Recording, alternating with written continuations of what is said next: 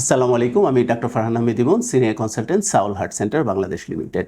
হার্টের রোগীরা একটা প্রশ্ন করে থাকেন যে আমি যে হৃদরোগী হচ্ছি বা আমার হার্টে ব্লক আছে, আমি এই জিনিসটা বুঝবো কীভাবে? দেখুন, হার্টের ব্লক আছে কিনা এই ব্যাপারে যদি সঠিক এবং নির্ভুল তথ্য চান, তাহলে আপনাকে একটা পরীক্ষায় সবচেয়ে সঠিক উত্তর দেবে, সেটা হচ্ছে এনজিওগ্রাফি। হ্যাঁ, এনজিওগ্রাফির দুইটা ধরন আছে। একটা ক্যাথেটার এনজিওগ্রাফি, যেটা ম্যানুয়ালি করা হয়, বা এখন আধুনিক টেকনোলজি চলে এসেছে, এখন সিটি এনজিওগ্রাম করা যায়।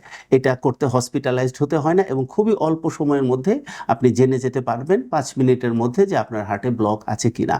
এছাড়াও যেটা করতে পারেন, প্রাথমিক পর্যায়ে যদি হয় যে আপনার হাঁটতে গেলে কষ্ট হচ্ছে বা আপনি অ্যানজাইনা ফিল করছেন, কোনো ধরনের চেস্ট ডিসকমফোর্ট ফিল করছেন, তাহলে আপনারা ইটিটি করে দেখতে পারেন। ইটিটি যে কোনো ডায়াগনস্টিক সেন্টারে হয়ে যাবে। ইটিটি করলেও হার্টে ব্লক আছে কিনা, সম্ভাবনা আছে কিনা, এটা দেখতে পারেন।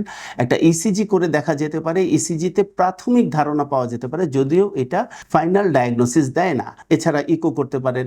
আর আপনি হৃদরোগের ঝুঁকির দিকে এগোচ্ছেন কিনা বা আপনার হার্টের ব্লক হচ্ছে কিনা, ব্লক তৈরির উপাদান দিয়েও জেনে নিতে পারেন। এটার জন্য খুবই সহজ, আপনি একটা সিম্পল একটা লিপিড প্রোফাইল ফাস্টিংয়ে করে নেবেন, তাহলে বুঝে যাবেন যে ব্লক তৈরির উপাদান কতটুকু হচ্ছে। আর যদি কনফার্ম হতে চান, তাহলে এনজিওগ্রাম করে নেবেন, সিটি এনজিওগ্রাম। ধন্যবাদ।